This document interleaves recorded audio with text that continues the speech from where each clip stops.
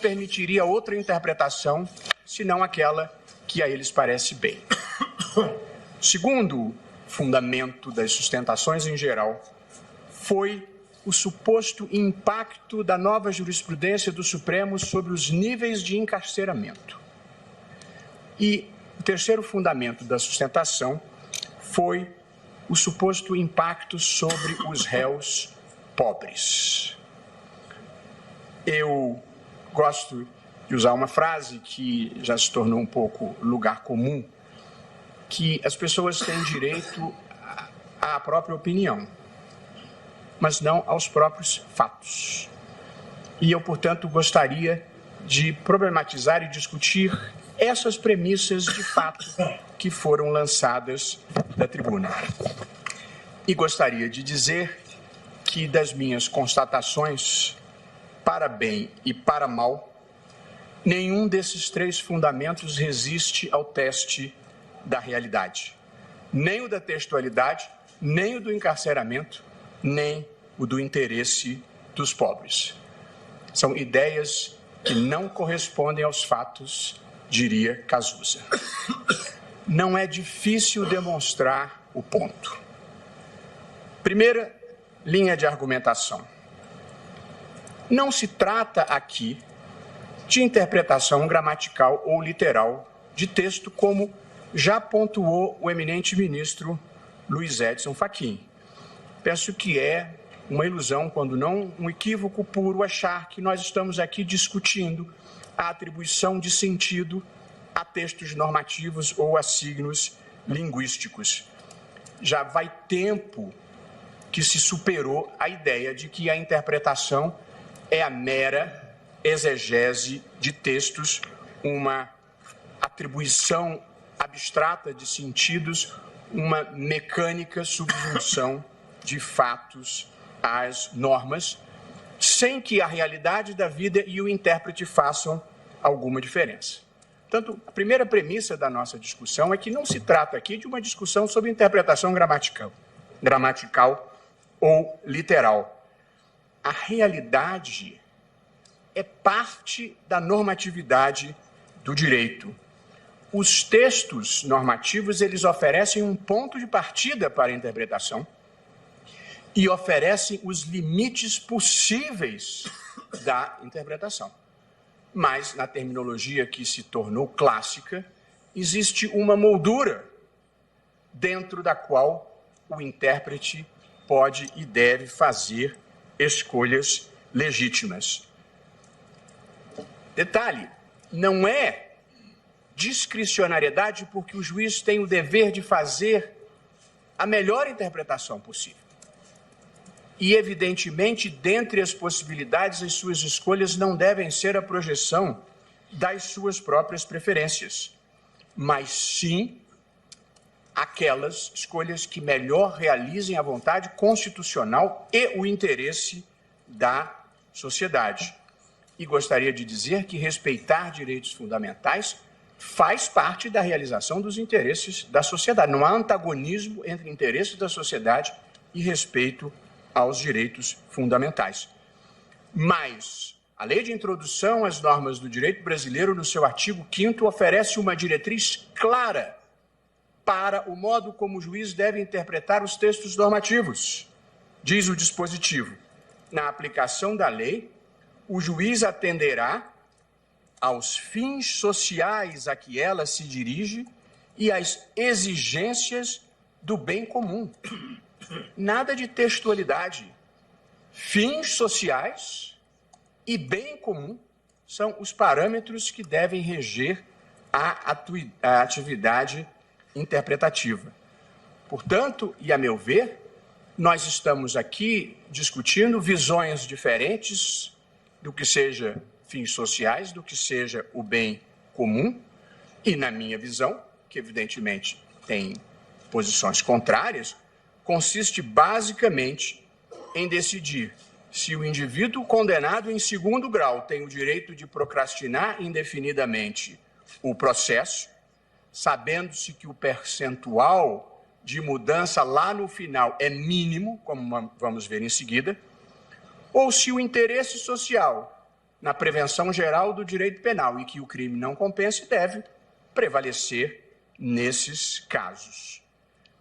Não é difícil demonstrar esse ponto que eu estou afirmando, de que não se trata de atribuir sentidos a textos normativos de significado único e unívoco. Tanto não é assim, lembrou o ministro Fachin, que este tribunal, de pessoas esclarecidas e bem-intencionadas, já decidiu até 2009 de uma forma, de 2009 a 2016 de outra forma, e agora, em 2019, estamos rediscutindo essa matéria. Portanto, se houvesse uma única inteligência possível para estes signos normativos, nada justificaria. Portanto, não se trata de um tribunal ciclotímico, trata-se de uma situação que é afetada pela realidade e pelas diferentes percepções que as pessoas têm de quais sejam os fins sociais do direito e o interesse do bem comum. E a definitivamente confirmar o argumento, há pessoas de louvável formação e conhecimento jurídico que já defenderam que podia, que não podia, que podia, que não pode. Portanto, evidentemente, há mais de um sentido possível. De modo que essa é a primeira premissa que eu acho que é preciso estabelecer.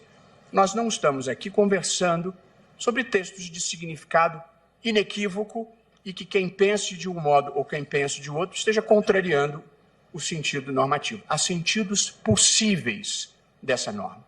E, portanto, as pessoas fazem escolhas de acordo com a maneira como interpretam os valores constitucionais a serem realizados. O segundo ponto que eu gostaria de enfrentar respeitosamente e com o apreço que tenho pela advocacia, onde militei por mais de 30 anos, é que, ao contrário do sugerido, a possibilidade de execução da pena após a condenação em segundo grau diminuiu o índice de encarceramento no Brasil. Se as pessoas estiverem surpresas, eu também fiquei surpreso quando estudei esses dados. Mas em uma das belíssimas sustentações, um dos ilustres advogados enfatizou que o senso comum muitas vezes está errado, pois este era um desses casos. A mudança da jurisprudência com a consequente possibilidade de encarceramento depois do segundo grau diminuiu o índice de encarceramento. E aqui eu só vou trabalhar com dados oficiais. No Brasil existe essa estatística, metade das pessoas que saem com guarda-chuva esquecem na rua, assim. Cada um saca do bolso a sua estatística. Eu pedi no Departamento Penitenciário Nacional a evolução do número de presos definitivos e provisórios para chegar à seguinte e surpreendente conclusão. Em 2010, primeiro ano após se haver proibido a execução da pena após a condenação em segundo grau, a jurisprudência mudou em 2009, havia 496 mil presos no sistema penitenciário, 4,79% a mais do que em 2009. Tanto a jurisprudência muda em 2009, em 2010 o índice de encarceramento aumenta 4,79%. No ano seguinte, em 2011, havia 514.600 presos, um aumento de 3,68%. Em 2012, 549.800 presos, 6,84% a mais. Em 2013, 581.500, 5,76% a mais. Em 2014, 622.200 presos, 6,99% a mais. Em 2015, 698.600, 12,27% a mais do que no ano anterior. E em 2016, 722.923 presos, 3,48% a mais do que no ano anterior. Pois bem, em 17 de fevereiro de 2016, o Supremo muda a jurisprudência e passa a permitir a execução da pena após a condenação em segundo grau. Ao final de 2017, mudamos em 2016, ao final de 2017, já com o impacto da nova orientação, o número de presos no sistema penitenciário é de 726.354. Opa! Um aumento de 0,47%. O menor da série histórica iniciada em 2009. Aí, vamos ver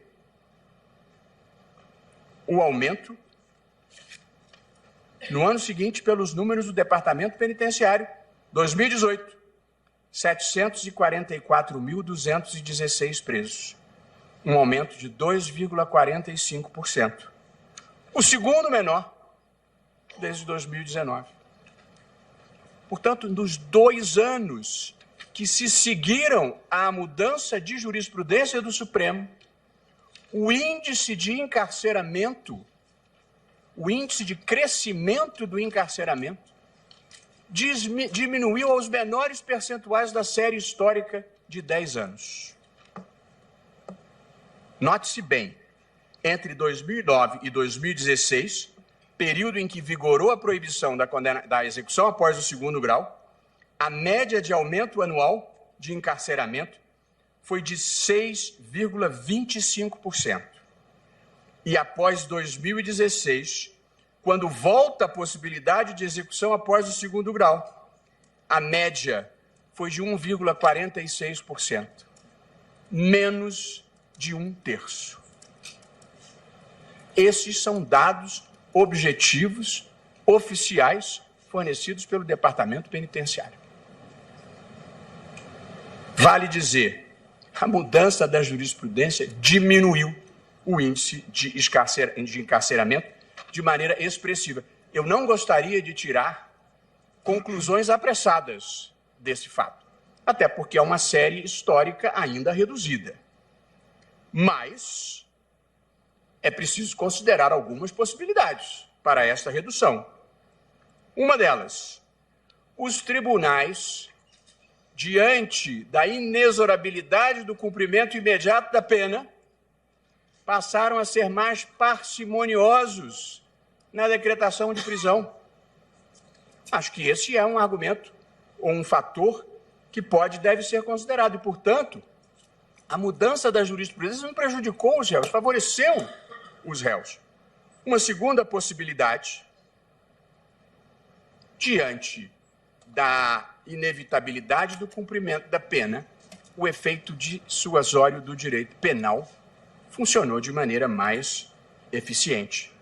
Sejam estas causas ou não, porque, como disse, não se devem extrair conclusões apressadas, a verdade é que os índices de encarceramento diminuíram após a mudança de entendimento do Supremo Tribunal Federal, que permitiu a execução após o esgotamento das instâncias ordinárias. Fatos, números, estatísticas oficiais. Outro dado valioso, que, com todas as vênias, também infirma parte das premissas da pretensão dos autores. O percentual médio das prisões provisórias entre 2010 e 2016 foi de 35,6%. Eu tenho os dados e vou liberar o quadro do DEPEN logo em seguida ao meu voto, e eu reproduzo o quadro no meu voto. Então, digo eu, entre 2010 e 2016, o percentual médio de prisões provisórias era 35,6%. Em 2017 e 2018, o percentual médio caiu para 32,45%. Vale dizer, o percentual de prisões provisórias, depois da mudança de jurisprudência do Supremo, caiu 10%. Uma especulação possível é que o juiz, quando não pode dar execução da decisão após o segundo grau, ele antecipa a prisão provisória. É quase que um instinto natural para coibir a impunidade. Presidente, e em resumo desse tópico do meu voto, que se surpreendeu aos colegas, surpreendeu a mim também, a população carcerária aumentou em sua menor proporção histórica depois que o Supremo Tribunal Federal retomou a sua jurisprudência tradicional. Além disso, o percentual de presos provisórios diminuiu. Isso demonstra que a nova orientação não agravou o problema do hiperencarceramento. E pode indicar ainda que, os tribunais de apelação, cientes da maior gravidade de sua decisão, que levará o acusado imediatamente à cadeia, passou a ser mais cauteloso. E os juízes de primeira instância, cientes da maior efetividade da justiça criminal, passaram a decretar menos prisões provisórias e possivelmente houve um efeito de prevenção geral diante da probabilidade do cumprimento da pena. E por fim, presidente, pedindo todas as vênias igualmente a quem pense de forma diferente. Não foram os pobres que sofreram o impacto da possibilidade de execução da pena após a condenação em segundo grau.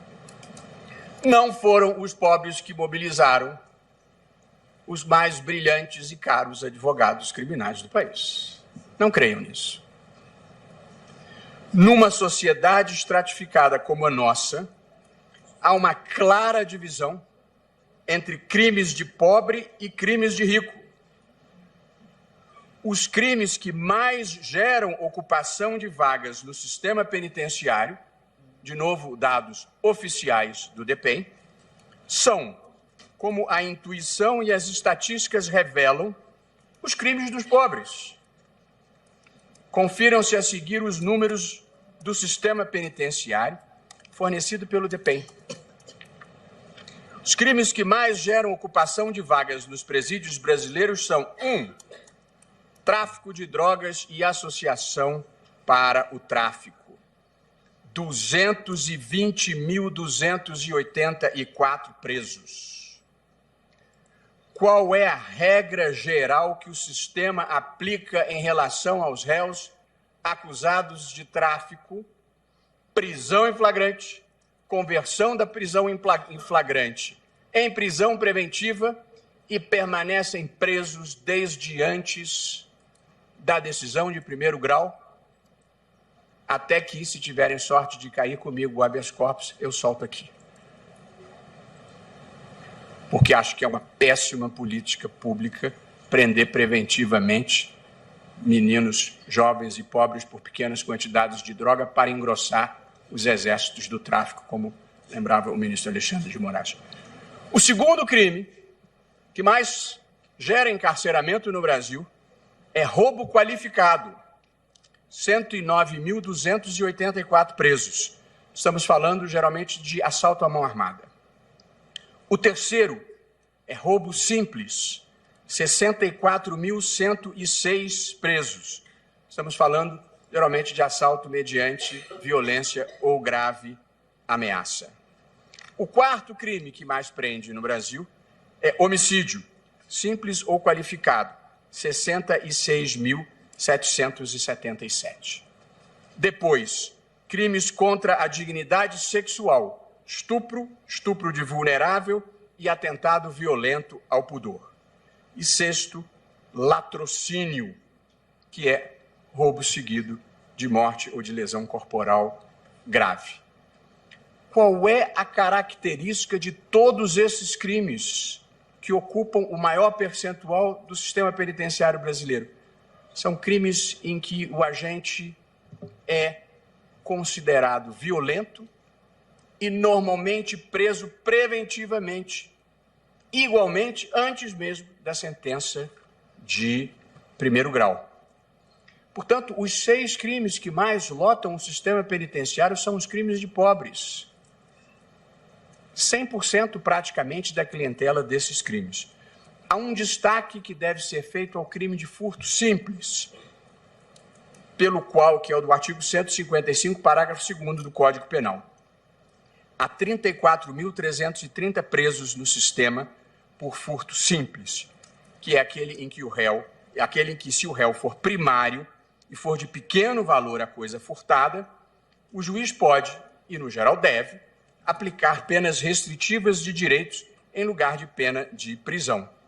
Portanto, como regra, só estará preso por furto quem for reincidente e, muitas vezes, multirreincidente. E gostaria de lembrar que eu mesmo trouxe a este plenário 3 casos que entendia devia-se aplicar o princípio da insignificância, mas envolvia reincidência, e a jurisprudência do Supremo entendia que, em caso de reincidência, não podia haver insignificância, e eu trouxe os 3 casos para plenário e perdi os 3. O garantismo nem sempre funciona quando o réu é pobre, no caso de insignificância, muito pobre.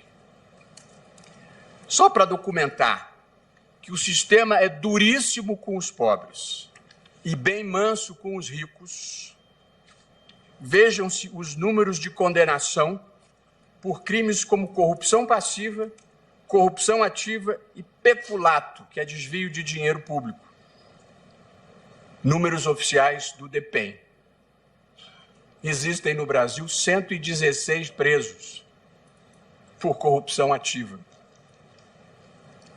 116 por corrupção passiva, 522 por corrupção ativa e 1.161 por peculato. O Conselho Nacional de Justiça divulgou que o número de presos que pode ser afetado por uma mudança da jurisprudência é de apenas 4.895. Porém, como vimos, muito maior que este número foi o impacto sobre o sistema da possibilidade de execução depois do segundo grau, diminuindo de maneira expressiva o índice de encarceramento no país. A imprensa divulgou alguns dos beneficiários mais notórios dentre os 4.895, condenados por corrupção ativa, passiva, peculato ou lavagem de dinheiro. Pobre não corrompe, não desvia dinheiro público, nem lava dinheiro. Não é de pobres que nós estamos tratando aqui, com todas as vênias. Gostaria ainda, e por fim, de desfazer o que considero um equívoco.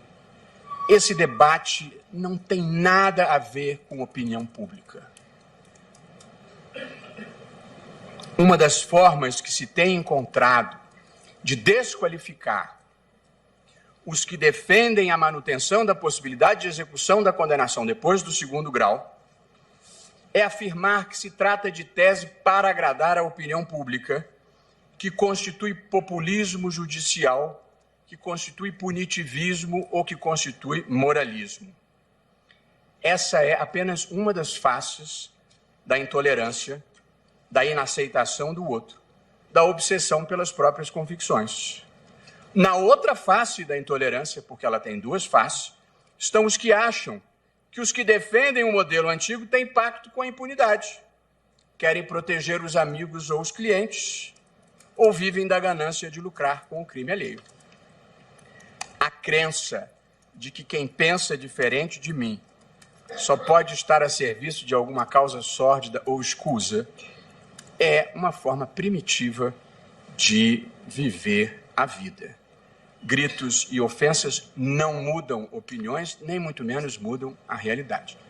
A frase feliz do bispo Desmond Tutu: não levante a voz, melhore o argumento.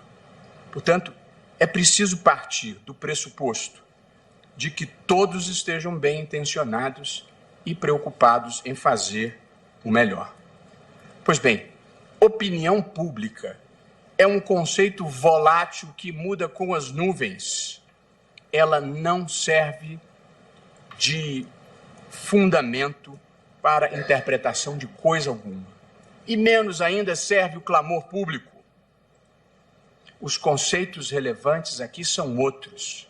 São justiça, direitos fundamentais e interesse público.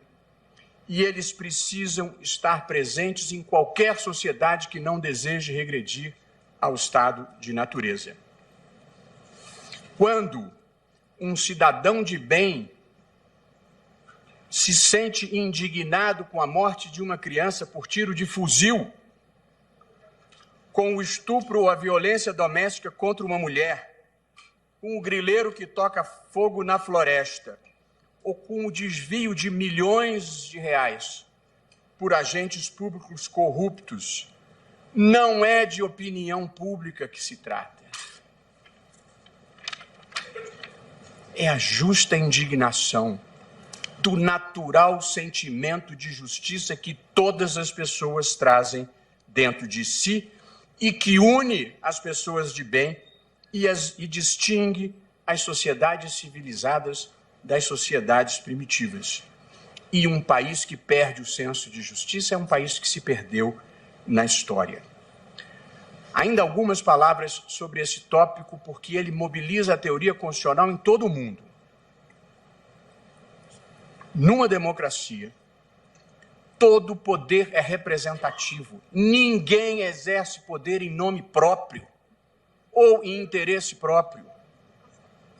Todo poder em uma democracia é exercido em nome e no interesse da sociedade. Assim é porque isso é que é democracia. E, portanto, compilando as ideias desenvolvidas pela teoria constitucional em todo o mundo, ideias pacíficas. Primeira, o juiz não é um ser isolado do mundo, encastelado em uma torre de marfim, intérprete de textos abstratos e indiferente à vida lá fora. Juízes têm o dever de ter janelas para o mundo, ter olhos para a realidade e a capacidade de identificar o sentimento social, passando-o obrigatoriamente pelo filtro da Constituição. E note-se bem, eu estou falando de interpretação constitucional, de teoria constitucional. Eu não estou falando de julgamento de processo criminal. Numa ação penal, a única coisa relevante é se há prova ou não há prova. Ninguém deve ser condenado por simpatia, por antipatia ou qualquer tipo de preferência política. E é importante que isso fique bem claro. A lógica de um juiz é certo ou errado, justo ou injusto, legítimo ou ilegítimo. A lógica de um juiz não é uma lógica amigo-inimigo. Segunda observação importante. Juízes constitucionais têm uma autocompreensão de qual é a sua missão institucional, de qual o seu papel na vida do país, de qual a melhor forma de realizar os valores constitucionais. Se violência, corrupção e impunidade são mazelas do seu tempo, ao lado da desigualdade extrema, eu quero acrescentar, cabe ao juiz, sim, participar do esforço coletivo para enfrentar esses males, dentro da Constituição e dentro da lei. E, por fim, uma última observação. O Supremo Tribunal Federal é o intérprete final da Constituição, mas não é o dono dela, nem tampouco o seu intérprete único. A definição do sentido e alcance da Constituição cabe também à sociedade como um todo, com as cautelas próprias, com os filtros adequados. Não se deve ter a arrogância de se achar proprietário da Constituição, com o poder de excluir a cidadania do acesso a ela. Não preciso relembrar aqui o que ocorre com o prestígio e a credibilidade de uma instituição que repetida e prolongadamente frustre as demandas legítimas da sociedade. Portanto, eu faço esse longo introito para dar texto e contexto ao tema que nós estamos discutindo e trabalhar sobre dados da vida real, com estatísticas oficiais. Não preciso recapitular os antecedentes dessa controvérsia, o que já foi feito com maestria pelos votos que me antecederam, e aqui cumprimento, com atraso, mas não tarde demais, o voto do eminente ministro Marco Aurélio, que de longa data sustenta uma posição diferente, e desde que eu entrei no tribunal, em muitas matérias temos consensos, em algumas temos divergências profundas, o que jamais afetou a relação afetuosa e de admiração que mantenho com Sua Excelência. E também saúdo os votos dos ministros Alexandre de Moraes e Luiz Edson Fachin. Só para lembrar que desde a promulgação do Código de Processo Penal se podia executar a pena. Aliás, gostaria de lembrar que por largo período, que vai até 2011, ao menos nos textos do Código de Processo Penal, a execução da pena podia ser feita desde o primeiro grau. Na verdade, por largo período vigorou a exigência de que, para apelar, o réu tinha que se recolher preso. Por largo período, como é em muitas partes do mundo, pode-se executar a decisão condenatória depois do primeiro grau. E depois passou-se a poder executar depois do segundo grau. E este dispositivo conviveu com a Constituição de 1988, até a mudança de jurisprudência do Supremo, e como lembrou o ministro Alexandre de Moraes, por mais de 2 décadas se pôde prender depois do segundo grau, e o mundo não caiu, o devido processo não foi arruinado. Portanto, são escolhas possíveis e escolhas legítimas. É preciso apenas determinar o que respeita na proporção adequada direitos fundamentais dos acusados e o interesse da sociedade na pretensão punitiva. O Supremo mudou esta jurisprudência em 2009 e proibiu a execução depois do segundo grau. E revisitou esta jurisprudência pelas mãos honradas, queridas e saudosas do ministro Teori Zavascki em 2016. Aliás, em 3 julgamentos.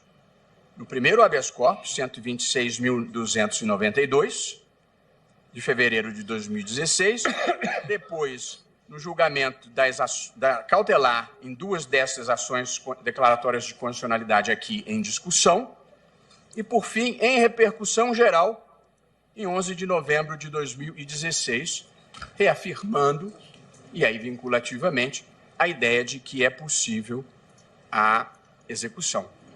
Houve razões específicas e importantes para essa mudança de jurisprudência, que eu sustentei lá atrás, em 2016, a figura da mutação constitucional, que é quando uma Suprema Corte muda uma interpretação que constantemente vinha dando a um dispositivo constitucional. Quando é que ocorre esse tipo de mutação constitucional que gera um overruling, uma mudança da jurisprudência? No modo como eu penso, em 3 situações. 1, mudou a percepção do direito em relação àquela matéria. Igualdade hoje é completamente diferente do que era igualdade há 50 anos atrás. 2, muda a realidade fática. A ação afirmativa que se justifica hoje pode não se justificar daqui a 50 anos. Ou terceiro lugar, e muito importante, e foi isso que aconteceu, pelos impactos negativos produzidos por um determinado entendimento jurisprudencial. quais foram os impactos dramaticamente negativos que a mudança da jurisprudência em 2009 trouxe para o direito brasileiro. 1. Poderoso incentivo à infindável interposição de recursos protelatórios. E aqui, queria realçar, não há nenhuma crítica ao advogado cujo papel é, dentro das possibilidades do sistema, manter o seu cliente solto. Portanto, a crítica não é a advocacia. A crítica é ao sistema, que permite a interposição de recurso descabido atrás de recurso descabido até que se produza a prescrição. E que era o que acontecia. Portanto, um poderoso incentivo à litigância procrastinatória que, com respeito devido e merecido, a meu ver, faz mal para a advocacia e não bem para a advocacia. Em segundo lugar, reforço à seletividade do sistema, porque a Defensoria Pública não litiga assim e as pessoas pobres não têm recursos para pagar recursos, não têm recursos financeiros para pagar recursos judiciais indefinidamente e que se contavam às dezenas, às vezes só no Supremo Tribunal Federal. Em terceiro lugar, pelo mais absoluto descrédito que trouxe para o sistema de justiça, junto à sociedade, pela demora interminável na punição e pelas frequentes prescrições, gerando uma sensação, mais do que uma sensação, uma realidade de impunidade. Em votos anteriores, eu listei, porque essa é a quarta vez que nós discutimos essa matéria. Essa é a verdade. E eu bem entendo, nós somos uma democracia felizmente estabilizada, mas ainda em formação, e, portanto, muitas questões são rediscutidas frequentemente, mas em algum lugar do futuro, que eu espero próximo, a jurisprudência vai ser estabilizada. E uma vez produzida uma decisão da Suprema Corte, aquele assunto está definido, como é em toda parte do mundo. Aqui nós decidimos uma vez, depois decidimos a segunda, depois decidimos a terceira, estamos decidindo a quarta, e nada me diz que no ano que vem alguém possa mudar de opinião, ou possa haver uma substituição, e a gente vai rediscutir de novo. A jurisprudência é um valor intrínseco em si, independentemente do mérito do que ela represente.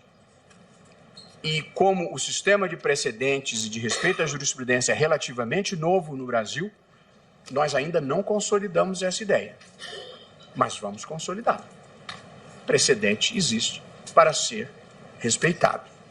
Em votos anteriores, eu citei com detalhes sórdidos os casos absurdos de impunidade que se multiplicaram pelo direito brasileiro, muitos chegando aqui. O jornalista que matou a namorada e por 10 anos ficou livre.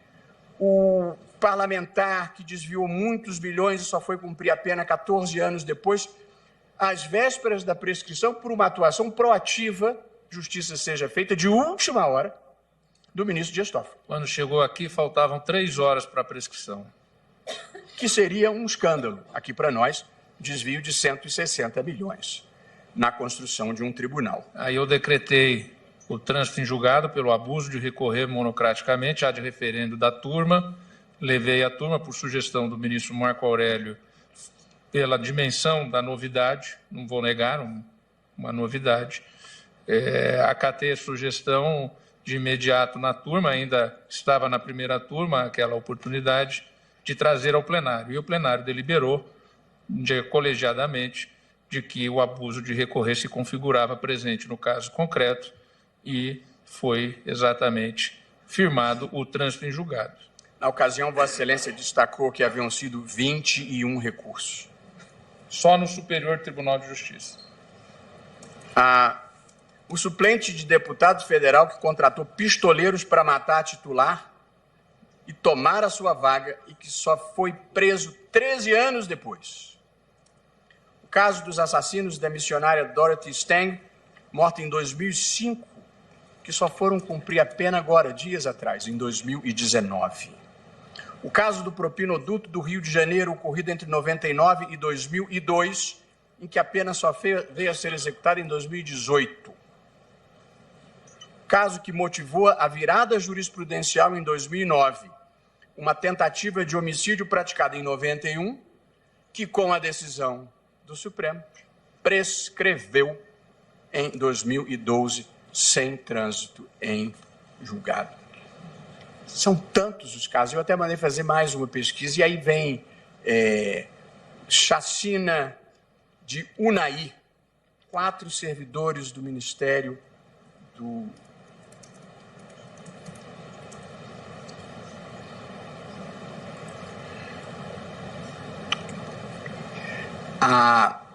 Quatro servidores do Ministério do Trabalho foram assassinados em 2004 e só em 2019 se conseguiu prender finalmente os acusados.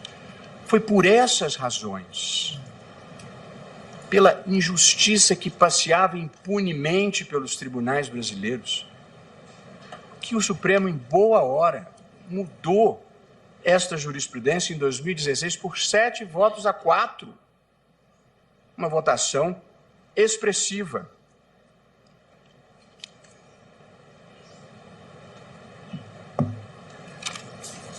Vejam, Vossas Excelências, o impacto positivo trazido pela nova jurisprudência, que impulsionou a solução de boa parte dos crimes de colarinho branco, porque o temor real da punição levou a uma grande quantidade de colaborações premiadas por réus e de acordos de leniência por empresas. Apenas no âmbito da Lava Jato, em Curitiba foram 48 acordos de colaboração e 13 acordos de leniência. Nós estamos falando de processos que tramitam celeremente, com provas e devolução de dinheiros. No Rio de Janeiro foram 37 acordos de colaboração e 3 acordos de leniência. Em São Paulo foram 10 acordos de colaboração e 2 de leniência. Aqui no Supremo, 136 acordos de colaboração premiadas. Vejam o impacto positivo que se produziu. E é preciso ter a compreensão que na criminalidade do colarinho branco, sobretudo quando envolva lavagem de dinheiro, se não tem um colaborador premiado que conheça o esquema, que conheça o caminho do dinheiro e a conta onde ele foi parar, não tem como destrinchar o crime e efetivamente responsabilizar essas pessoas. E a colaboração premiada foi incentivada pela probabilidade ou pela possibilidade real da punição, que agora, com a vênia devida a todos os que pensam diferente, vai ficar retardada tão largamente que vamos voltar ao modelo anterior, em que ninguém fazia colaboração premiada, porque antes de 2016 era difícil a colaboração premiada. As teses jurídicas aplicáveis, presidente, já foram discutidas largamente nas vezes anteriores em que esse tema foi debatido e, portanto, eu vou ser muito breve em relação a elas, apenas para dizer, também pedido vênia a quem pense diferente, que o que o artigo 57 diz é que ninguém será considerado culpado até o trânsito em julgado. O artigo que cuida da prisão não é esse, é outro.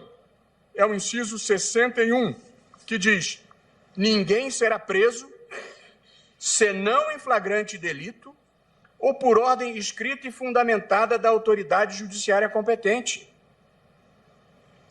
O requisito para se decretar a prisão no direito brasileiro não é o trânsito em julgado. É a ordem escrita e fundamentada da autoridade judiciária competente. A regra que a Constituição quis estabelecer é a da reserva de jurisdição. Só o juiz é que pode mandar prender. Tanto assim é que o sistema admite as prisões processuais, preventiva e temporária, e admite prisão para fins de extradição, expulsão e deportação. todas elas sem que se exija trânsito em julgado. Muitas delas sem que se exija sequer decisão de primeiro grau. O sistema anterior era muito ruim e é por isso que ele incentivava as prisões provisórias. Essas estatísticas que nós vimos de 2016 para cá, elas vão melhorar em termos de prisão provisória, porque os juízes prendem provisoriamente para antecipar uma justiça que eles sabem que não vai acontecer no final. É o que acontece muitas vezes. 40% dos presos são presos provisórios. Quem são os presos provisórios? São os pobres. São aqueles crimes que eu falei no início da minha apresentação. Gente que é presa em flagrante e fica lá, esquecida, muitas vezes sem formação de culpa. Portanto, parte do problema das prisões provisórias, boa parte, é a ineficiência do sistema. E a ineficiência do sistema é agravada pela impossibilidade de execução da pena depois do segundo grau. E, portanto, procrastinar o fim do processo é dar incentivo a esta mazela, que é a prisão provisória, com todas as vênias de quem pensa. Ministro Luiz Roberto, pois não. Permite concluir. Claro, com prazer. Esse tema que Vossa Excelência toca nesse momento é extremamente importante, porque algo que, sinceramente, nem eu tinha conhecimento diretamente até assumir o Conselho Nacional de Justiça, quando também assumi o Supremo Tribunal Federal. E existe um banco, já um levantamento, seja pelo DEPEN, do Ministério da Justiça e Segurança Pública, que Vossa Excelência, inclusive, citou números, seja por parte do Conselho Nacional de Justiça, a gestão da ministra Carmen fez o censo penitenciário e agora estamos implementando o sistema eletrônico de execução unificada com o Banco Nacional de Dados. Mas no que pertine às prisões cautelares, ministro Celso, ministro Marco Aurélio, como as prisões cautelares não estão no juízo de execução, ficam a critério do juiz que a decreta, nós não temos esses dados, a não ser pelo número estatístico. Mas nós não sabemos ali, no dia a dia, em que fase que está essa prisão provisória, há quanto tempo a potencial condenação, e é uma dificuldade realmente. Estamos pensando, e acho que todos, né, que passaram pelo Conselho Nacional de Justiça sabem disso, cada um vai avançando um degrau, vai avançando, como fez o ministro Lewandowski nas audiências de custódia, como fez a ministra Carmen, como fez lá atrás o ministro Gilmar Mendes, quanto aos mutirões carcerários, e todos esses eventos atingiram exatamente em benefício aqueles mais pobres e mais carentes. Contribuíram para diminuir o número de encarcerados substancialmente, senhor presidente. Citando aqueles que já me precederam, né, os meus predecessores que estão ainda na Corte, no Conselho Nacional de Justiça. Já visto que quando o ministro Celso foi presidente, o ministro Marco Aurélio também presidiu a Corte, ainda não havia o Conselho Nacional de Justiça. Mas o ministro Gilmar fez os mutirões carcerários, o ministro Lewandowski as audiências de custódia, a ministra Carmen enfrentou bastante essa questão também, a questão da presa mulher, a questão exatamente, né, de levantar esses dados, ter uma certa objetividade. E no que diz respeito à prisão cautelar é a maior dificuldade, porque como isso não está na vara de execução, está sob o controle dos milhares de juízes criminais pelo Brasil afora, há uma dificuldade de acompanhamento dessas prisões cautelares. Só esse registro, mas estamos atentos a isso e procurando, porque realmente isso que Vossa Excelência toca é de extrema importância, dado o número e a porcentagem dos presos provisórios. Mas o cadastro de presos, ele traz quanto tempo, onde está, do Conselho Nacional de Justiça hoje, exatamente para se saber em que condições está e para que imediatamente o juiz possa ser alertado. Tem um push, né? Mas exatamente para vencer isso e é em reafirmação do que o ministro Barroso aqui expõe. Isso. Eu, inclusive, tenho um tópico aqui, presidente, em que elogio o Conselho Nacional de Justiça, porque nós finalmente estamos começando a trabalhar com dados. e com diagnósticos, o que permite a cura. E, a propósito, também eu gostaria de ter saudado no início, comecei concentrado, os 10 anos de judicatura de Vossa Excelência. Somos amigos, divergimos aqui e ali, mas nos queremos bem e torcemos pelo sucesso um do outro. E também eu, como os demais, tenho muita alegria de tê-lo como presidente, conduzindo os nossos trabalhos. Mas então, dizia eu, essa interpretação, a ideia de que é a única interpretação possível, não pode subsistir, ela não tem amparo na Constituição, e não é assim em praticamente nenhum lugar do mundo. O ministro Teori, no seu memorável voto de 2016, citou a quantidade de países, pesquisa, em que não é assim. Os mais importantes, Inglaterra, Estados Unidos, Canadá, Alemanha, França, Portugal, Espanha, Argentina. E eu fui a todas as declarações de direitos humanos, Declaração Universal dos Direitos Humanos, Convenção para a Proteção dos Direitos do Homem e das Liberdades Fundamentais, Carta dos Direitos Fundamentais da União Europeia, Carta Africana dos Direitos do Homem e dos Povos, Declaração Islâmica dos Direitos Humanos, Pacto Internacional dos Direitos Civis e Políticos e Convenção Americana sobre Direitos Humanos, que é o Pacto de São José de Costa Rica. Nenhum deles exige trânsito em julgado para a possibilidade de prisão. Portanto, nós estamos aqui numa escolha entre o padrão de justiça praticado mundialmente ou um padrão de justiça que não é praticado em lugar nenhum, nem nos países menos desenvolvidos. A segunda tese, portanto, a primeira a Constituição não exige trânsito em julgado. A Constituição exige ordem da autoridade competente, que é o juiz. Em segundo lugar, a presunção de não culpabilidade ou de inocência, ela é um princípio constitucional. É inequívoco que é um princípio constitucional. Porque se ela fosse uma regra, eu não poderia prender provisoriamente. Portanto, é um princípio que é ponderado com outros valores constitucionais. Alguém pode não gostar que seja assim, mas a gente não pode quebrar o espelho por não gostar da imagem. Há um princípio constitucional, que é o princípio da presunção de inocência. O que significa ser um princípio? Regras são comandos definitivos, que você ou cumpre ou descumpre, tudo ou nada. Princípios são fins públicos, são estados ideais que você cumpre como dignidade, como justiça, como liberdade, como igualdade, que você cumpre na maior medida possível em confronto, muitas vezes, com situações fáticas ou jurídicas a ele, princípio, contrapostos. Assim é em toda parte do mundo. E, portanto, há princípios em jogo aqui. A presunção de inocência é muito importante, mas o interesse da sociedade na persecução penal e num sistema penal minimamente efetivo também é muito importante. Porque o sistema penal minimamente eficiente, ele não existe para produzir vingança privada, nem por desfastio de autoridades perversas, ele existe para proteger os direitos fundamentais de todos. O sistema punitivo existe para proteger a vida, a integridade física, a liberdade, a propriedade, a probidade das pessoas de uma maneira geral. Portanto, nós estamos falando de direitos fundamentais dos acusados e de direitos fundamentais de outras pessoas. E, evidentemente, um direito fundamental não é mais do que o outro.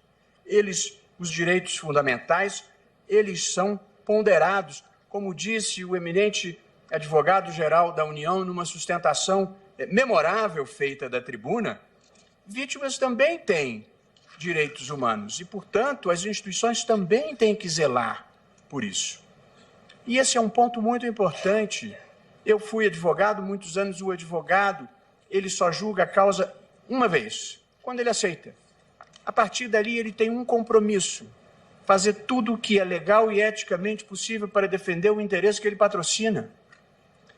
Mas quando você muda de lado de balcão, esse papel muda, porque você tem que ponderar os direitos fundamentais do acusado, que são muito importantes, porque o abuso no sistema penal é sempre um risco, com os interesses do sistema e com a próxima vítima. Nós somos, em alguma medida, guardiães da próxima vítima. Quando você prende alguém, não é por prazer, não é por desfastio, é porque você está protegendo pessoas e instituições. Portanto, não é com regozijo que se troca de lado da advocacia para a magistratura. É uma missão muito espinhosa. É mais bacana defender a liberdade do que mandar prender.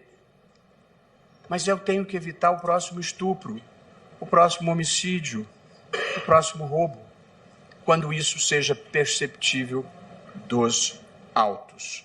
E, além disso, foi introduzido na Constituição, por emenda constitucional número 41, logo em 2005. O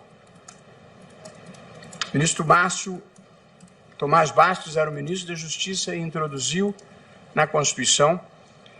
Tivemos o ministro Fachin e eu numa comissão constituída por ele que impulsionou o trâmite dessa reforma do Judiciário. Me lembro que nós escolhemos pontos específicos que incluía a repercussão geral, a súmula vinculante, autonomia para a Defensoria Pública, e para investir naqueles pontos na aprovação no Congresso Nacional.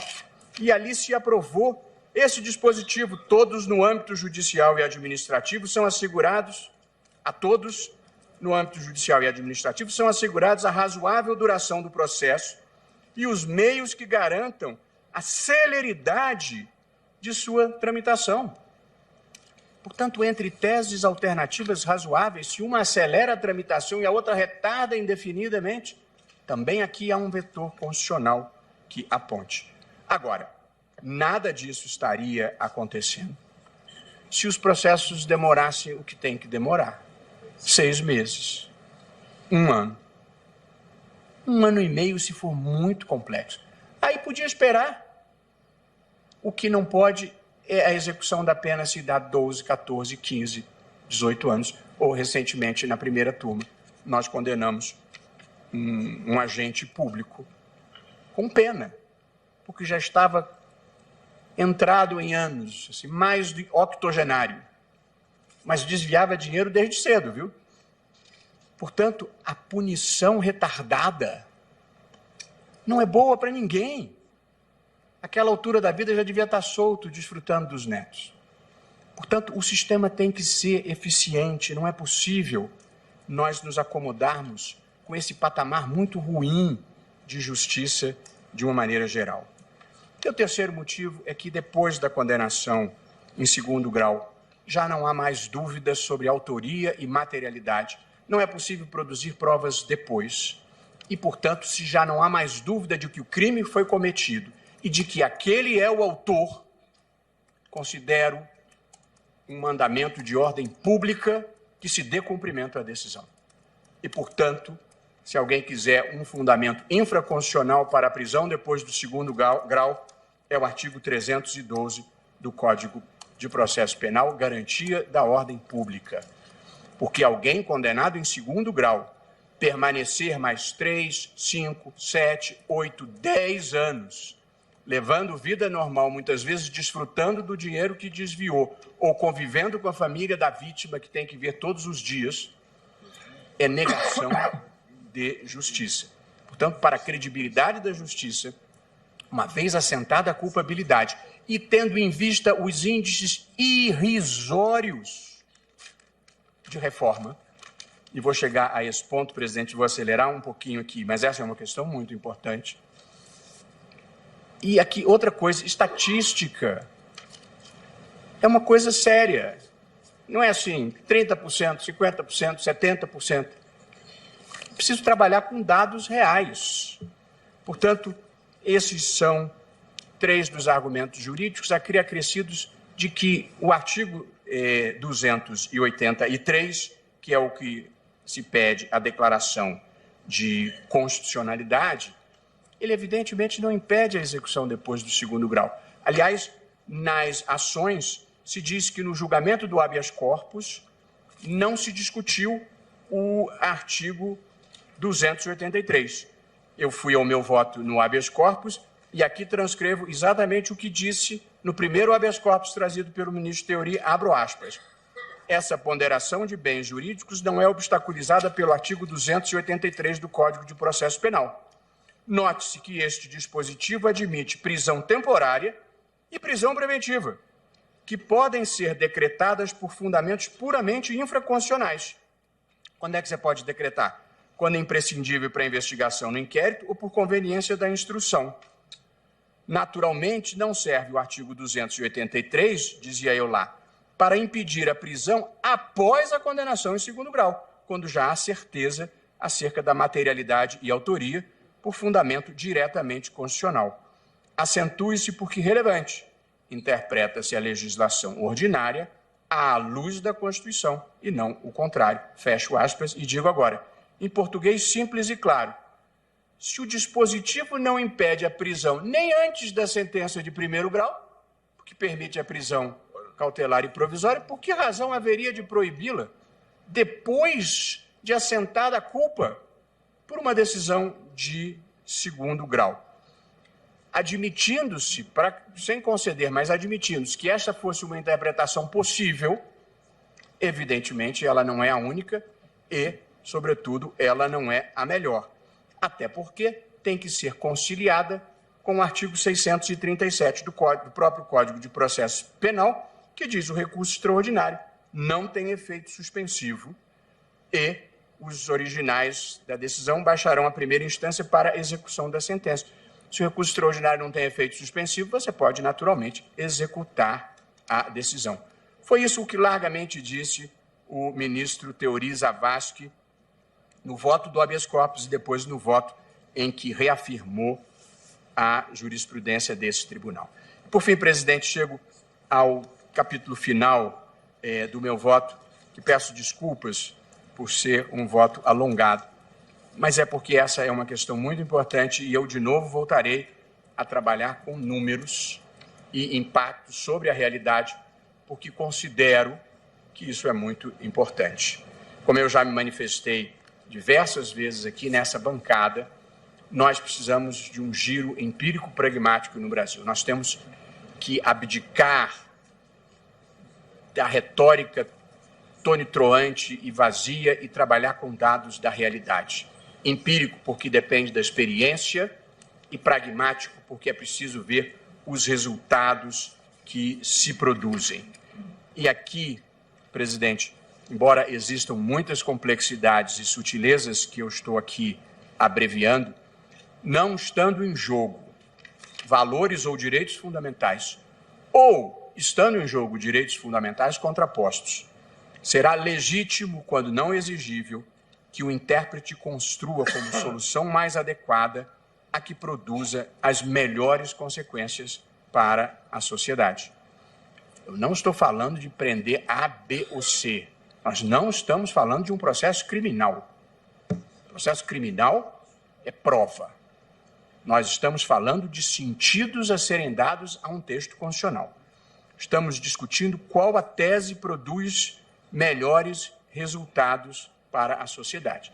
E aqui eu gostaria de, nesse capítulo final, trabalhar com alguns números, alguns deles recentemente obtidos, também gentilmente, na presidência do Supremo, fornecidos pela secretária-geral. No voto anterior, na cautelar, eu trouxe os dados de que, no período entre 1º de janeiro de 2009 até 19 de abril de 2016, os recursos extraordinários em matéria penal no Supremo apresentavam os seguintes números: 25.707 recursos extraordinários ou agravos em matéria criminal. Desse total, um percentual de 2,93% foram acolhidos, tanto em favor da acusação quanto da defesa.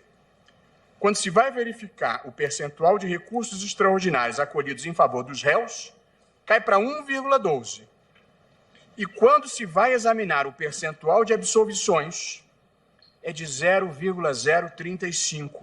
Em 25 mil recursos extraordinários, houve 9 casos de absolvição. Disse eu na época, aguardar o trânsito em julgado do recurso extraordinário produz impacto de 1,12% em favor da defesa, sendo que apenas 0,035% de absolvições.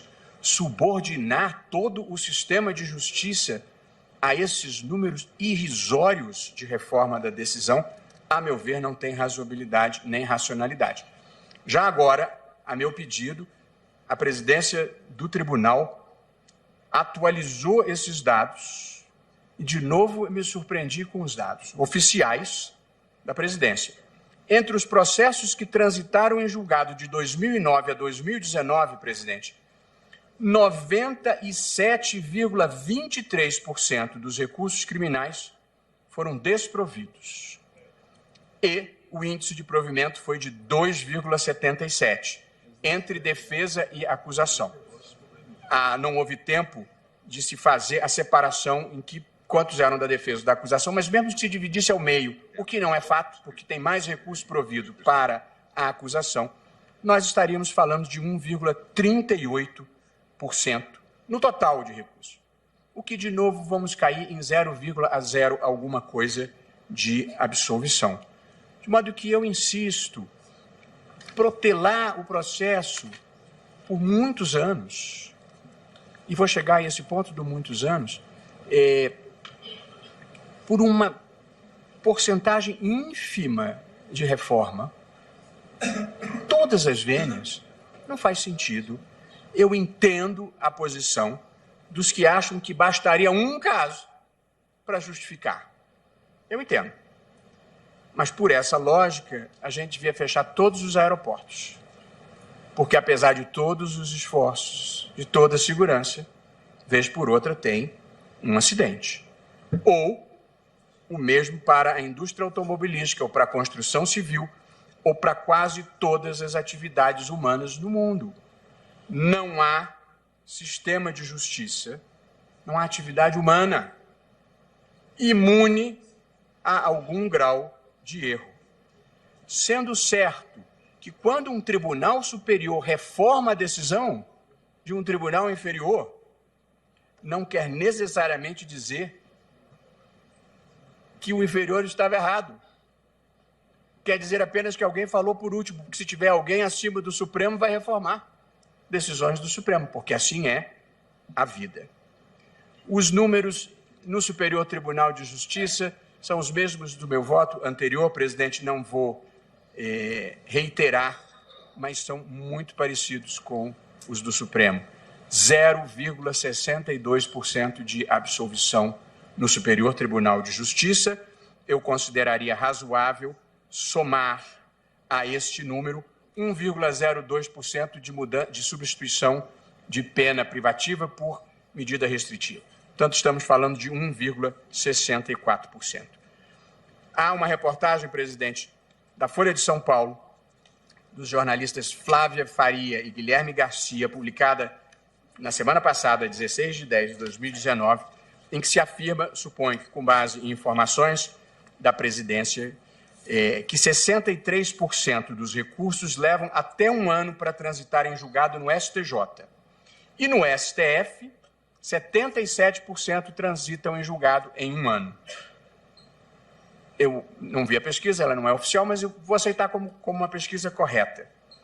Mas é preciso ler essa pesquisa a contrário senso. No STJ, 37% dos casos levam mais de um ano. E no STF, 23% dos casos levam mais de um ano. É aí que mora o problema. Como bem constataram os próprios jornalistas, abro aspas, quem tem recursos financeiros para arcar com bons advogados tem mais poder para recorrer às cortes superiores e há, sim, casos que se desenrolam por anos, ainda que sejam minorias, fecho aspas. É nesses 37% do STJ e nos 23% do Supremo que se encontram os casos da alta criminalidade, as situações emblemáticas de réus ricos e poderosos que não deixam o processo acabar. Esses é que serão os grandes beneficiários da mudança de orientação jurisprudencial. Esses casos levam anos, muitos anos. Ninguém se iluda. Eu fui colher os números da Lava Jato. 74 pessoas foram condenadas em segunda instância nos processos da Lava Jato no Paraná, segundo o Ministério Público. Dentre essas pessoas, João Bacari Neto, José Dirceu, Eduardo Cunha, Delúbio Soares, Sérgio Cabral, Gin Argelo, José Carlos Bunlai, Renato Duque e André Vargas. Desses, 36 fizeram acordos de colaboração premiada. Em relação aos 38 restantes, só 8 transitaram em julgado. As decisões são de 2015.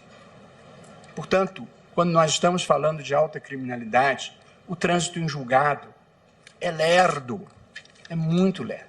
Ainda está no STJ. Outra observação, presidente. Os números do tempo de tramitação nos tribunais superiores não levam em conta o tempo que os processos tramitam nos tribunais de origem. Leva de 1 a 3 anos para subir. Portanto, depois da decisão de segundo grau, leva... E aí, esse é um dado difícil, porque como o julgamento foi marcado, presidente, com um curto período, não foi possível levantar todas as estatísticas, e essa não é uma estatística que se obtenha com facilidade. Mas há uma inspeção do Conselho Federal de Justiça, do Conselho da Justiça Federal, no Tribunal Regional Federal da Primeira Região, de 2015. Leva, na Primeira Região, de 1 a 2 anos o juízo de admissibilidade, sem contar o período que vai da interposição do recurso contra razões até chegar ao juízo de admissibilidade. Portanto, nós estamos falando que depois da decisão de segundo grau e até chegar ao Supremo, passam-se, em muitos tribunais, dos mais sobrecarregados, no mínimo 1 ano, com frequência 2 anos. No caso do TRF1, era de 1 a 2 anos, mas em 2015. Mas de lá para cá, aumentou 48% a carga de processo, segundo o Conselho da Justiça Federal. Portanto, deve estar levando mais de 2. De modo que, ao tempo que leva no Tribunal Superior, tem que se adicionar o tempo que leva no Tribunal de Origem. E aí, o que acontece quando você finalmente decide isso, porque leva 2 anos em primeiro grau? Vamos fazer um processo que andou relativamente rápido. 2 anos no primeiro grau, 2 anos no segundo grau, 2 anos para subir. E 1 ano aqui, estamos falando de pelo menos 6 anos. E esses são os processos simples. Porque se for complicado, pode dobrar esse tempo. Não é bom esse sistema. Portanto, não poder executar depois do segundo grau, ainda tem que contabilizar o tempo que passa no tribunal de origem. Eu tenho aqui, presidente, a estatística de 1.000 casos em que houve prescrição, ou no STJ ou no Supremo. E aqui chego à conclusão do meu voto, presidente. O Brasil vive uma epidemia de violência e de corrupção. Nós nos tornamos o país mais violento do mundo, com 60 mil mortes por homicídio ao ano. É um número superior ao da guerra da Síria. O Brasil também vive uma epidemia de corrupção. Todos nós assistimos ao que aconteceu aqui. De acordo com a Transparência Internacional, organização reconhecida globalmente, o índice da percepção da corrupção no país tem piorado dramaticamente. Entre 180 países, nós ficamos na metade considerada mais corrupta. Em 2015, ocupávamos a 69ª posição. Em 2016, pioramos para a 79ª. Em 2017, caímos para a 96ª. E em 2018, estamos na 105ª posição na percepção de corrupção por parte da população. Esse é o contexto brasileiro. Esses são os números da nossa vergonha. O que justificaria, diante desse quadro, o Supremo Tribunal Federal, revertendo o entendimento anterior, que produziu resultados relevantes, adotar uma posição que vai dificultar o enfrentamento dessa situação dramática, respeitando todas as posições? De que lado da história nós estamos? Outro ponto. Eu tenho grande apreço pelas instituições, inclusive pela instituição em que eu trabalho, que é o Supremo Tribunal Federal. E não tenho nenhuma ambição nessa vida que não seja fazer um país melhor e maior. Considero que instituições políticas e econômicas inclusivas, eficientes e responsivas à sociedade estão na origem da prosperidade das nações, fazendo coro ao que escreveram Daron Acemoglu e James Robinson no livro Por que as Nações Fracassam. Porque acredito nas instituições e tenho apreço real pela instituição em que trabalho, preocupo-me, sim, com a sua imagem e com a percepção que a sociedade tem do Supremo Tribunal Federal. E a sociedade questiona, porque não consegue compreender muitas das decisões. E aqui eu respeito, nada do que vou dizer importa em crítica ou desapreço à variedade de posições dentro de um tribunal que tem que ser independente. Estou documentando o fato de que a sociedade tem dificuldade de compreender um conjunto de decisões que, ao ver dela a sociedade, torna mais difícil a superação do quadro que eu descrevi antes. Eu já listei essas hipóteses em decisão anterior, retirada dos casos da 13ª Vara Federal, onde estava funcionando, transferência da Justiça Federal para a Justiça Eleitoral. Considerou-se inconstitucional a condução coercitiva que vigorava há décadas. Entendeu-se que parlamentar que utiliza o cargo para praticar crimes, o afastamento está sujeito à casa legislativa, mais de 50 habeas corpus no Rio de Janeiro, que foi um estado devastado pela corrupção.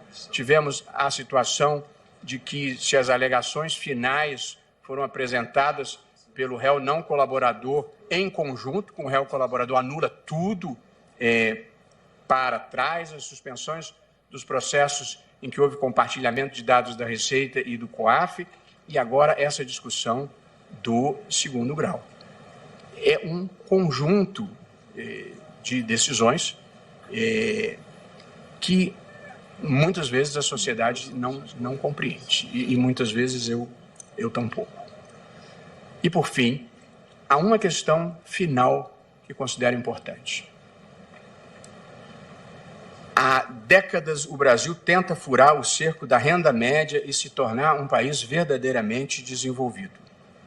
Ser desenvolvido significa melhor educação, melhor saúde, melhores salários, melhor qualidade de vida para a população. Não é um objetivo desimportante. O Clube das Nações Desenvolvidas é a OCDE, Organização para a Cooperação e Desenvolvimento Econômico. Pois também me preocupa a percepção que o mundo desenvolvido tem do meu país. Essa não é uma questão supérflua. As sociedades capitalistas vivem da segurança jurídica, da confiança nas instituições e nos atores públicos e privados. É isso que determina o nível de investimento e o volume de negócios de um país, e, consequentemente, seu nível de emprego e perspectivas de desenvolvimento. Pois a percepção do Brasil pela OCDE, que é o clube dos países ricos em que o Brasil quer entrar, não é boa. Notícias da imprensa. O Globo. Barrar prisão após segunda instância será sinal muito ruim para o mundo, diz chefe anticorrupção da OCDE. A notícia é dura. Não vou ler.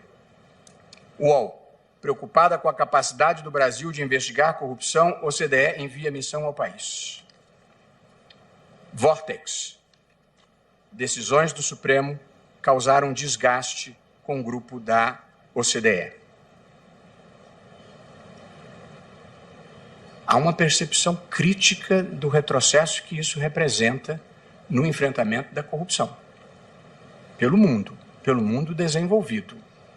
E aqui, evidentemente, nem eu, nem ninguém nesse tribunal é pautado por opinião, seja doméstica, seja externa, que cada um forma a sua própria opinião.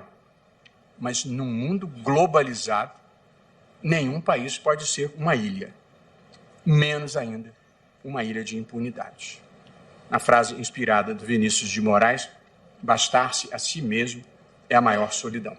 Portanto, presidente, o Brasil, tal como eu vejo, e essa é a minha pré-compreensão sobre esse tema, de novo, e sempre respeitando as visões diferentes, nós precisamos substituir o pacto oligárquico que se celebrou aqui de apropriação privada e dos recursos públicos por um pacto de integridade fundado em 2 regras. No espaço público, não desviar dinheiro, no espaço privado, não passar os outros para trás.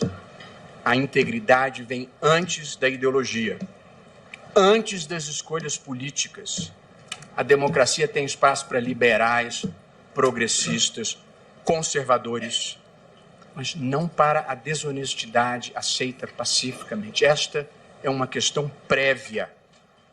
A busca por integridade não tem nada a ver com direita, não tem nada a ver com esquerda, centro ou qualquer lugar do espectro político. Nem tampouco com moralismo. Tem a ver com civilização, progresso e humanismo.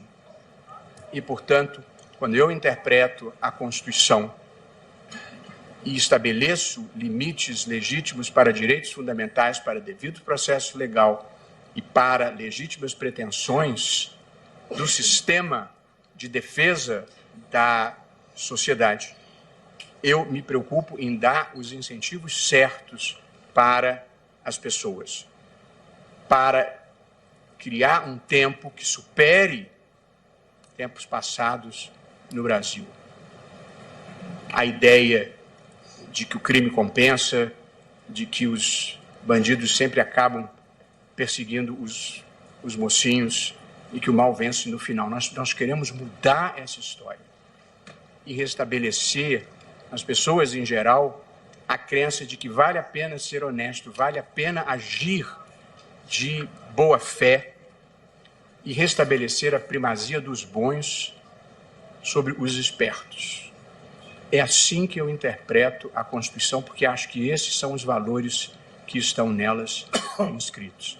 E, portanto, acho que o Supremo, em boa hora, mudou para melhor a jurisprudência. Nós começamos a melhorar o país. O crime cada vez passou a oferecer mais riscos, diminuímos os incentivos para o desvio de dinheiro e acho, no fundo do coração, que não tem pobre nessa história. Nós estamos falando da alta criminalidade, dos desvios graúdos de dinheiros públicos. E não gostaria de voltar atrás nessa matéria. E, portanto, tal como votara na cautelar, voto também aqui no sentido de interpretar conforme a Constituição o artigo 283 do Código de Processo Penal, portanto, estou julgando parcialmente procedente a ação para interpretar conforme a Constituição o artigo 283 do Código de Processo Penal para excluir a interpretação que impeça a possibilidade de execução de condenação criminal depois do 2º grau, porque acho que essa é a interpretação mais adequada da Constituição. Peço desculpas por ter me alongado, presidente e meus caros colegas, mas considero que esse é um ponto decisivo na mudança do Brasil. Muito obrigado. Agradeço ao ministro Luiz Roberto Barroso. Não há que se desculpar em relação ao tempo. Esse é um tema que esta presidência dará, não que dará, né, mas que a presidência, como aprendi com o ministro Marco Aurélio, é um coordenador dos trabalhos. Como coordenador dos trabalhos, cada qual dos ministros terá o tempo que entender necessário para proferir o seu voto nesta tão importante matéria. Registro a excelência dos votos proferidos, a partir do voto do ministro Marco Aurélio e dos votos divergentes do ministro Alexandre de Moraes, ministro Luiz Edson Fachin e agora encerrando com um primoroso voto o ministro Luiz Roberto Barroso. Todos esses votos honram e engrandecem o Supremo num tema de tamanha importância. Também registro e saúdo as manifestações orais do dia de hoje, a partir do Dr. Miguel Pereira Neto, Dr. Técio Lins e Silva e também do Dr. André Mendonça, advogado-geral da União, e o Procurador-Geral da República, Antônio Augusto Aras, que pela primeira vez falou da bancada, mas que não pela primeira vez falou nessa Suprema Corte, porque, tal qual outros de nós, não é, ministro Fachin, ministra Carmen, já utilizamos no passado honradamente à outra tribuna, a tribuna da advocacia. Eu registro, então, e que após o voto do relator, julgando procedente a ação para declarar a constitucionalidade do artigo 283 nos termos do dispositivo do seu voto e dos votos do ministro Alexandre de Moraes, que julgava parcialmente procedente para dar interpretação conforme, também votou nesse sentido da interpretação conforme o ministro Luiz Roberto Barroso e do voto do ministro Luiz Edson Fachin, que julgava improcedente para declarar a inconstitucionalidade de interpretação que exija o trânsito em julgado do artigo 283, e o julgamento foi suspenso para continuidade na data de amanhã às 14 horas. Antes de declarar encerrada a sessão, eu perguntaria aos eminentes colegas o seguinte: como é público e notório, nós estamos recebendo convidados de cortes constitucionais e supremas dos países do BRICS. Amanhã, às 18 horas, a abertura se dará aqui no Salão Branco. Então, a minha proposição, desde já, para fins de agenda, se vossas excelências concordarem, seria amanhã nós seguirmos sem intervalo até por volta de 17h30, 17h45. E, como eu disse, o tempo disponível para os votos de suas excelências será aqueles que cada qual entender o necessário. Chegando nesse horário, suspendemos, se não tiver terminado o julgamento, para continuidade em sessão futura. Ministro Marco Aurélio, relator, eu escuto Vossa Excelência. E não começamos pontualmente atrasados. Vamos começar pontualmente, às 14 horas. E informo que já estão presentes no Brasil os convidados internacionais que estarão aqui das Supremas Cortes. Registro que o Brasil, atualmente, o Estado brasileiro, é o presidente pro tempore dos BRICS. No mês de novembro, na semana de 13 a 15 de novembro, será o encontro dos chefes de Estado. E aí, em contato com o Ministério das Relações Exteriores, propusemos exatamente que fizéssemos um encontro das Cortes Supremas e Constitucionais dos países integrantes do BRICS antes do encontro dos chefes de Estado no nosso país. É um encontro importante, os convidados internacionais já se encontram no país. Gentilmente, depois da abertura de amanhã às 18 horas, a ministra Rosa Weber cedeu os auditórios do Tribunal Superior Eleitoral para, na sexta-feira, fazermos o nosso encontro, que terá como objeto a tecnologia da informação. E aí, ministro Marco Aurélio, nós vamos apresentar o nosso plenário virtual como algo que está lá à frente, exatamente como nos aparelhando para o futuro do virtual, que já é real, ministro Marco Aurélio. Que não nos tornemos pessoas naturais virtuais. E que, se me permite, pois não, ministra Rosa, já estou prestes a instituir no Tribunal Superior Eleitoral plenário virtual para listas. Eu sou todo o apoio a esta iniciativa, com a vênia do ministro Marco Aurélio.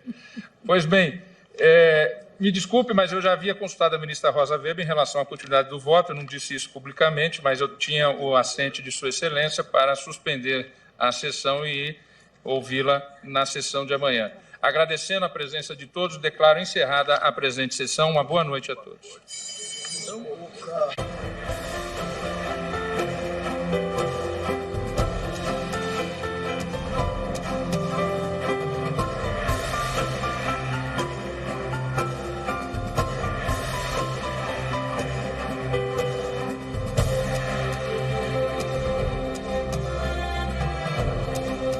Muito bem, Karina, encerramos assim essa quarta-feira. Pela manhã, tivemos a fala da Procuradoria-Geral da República, da Advocacia-Geral da União, ministro Marco Aurélio. No início da tarde, começaram os ministros por ordem de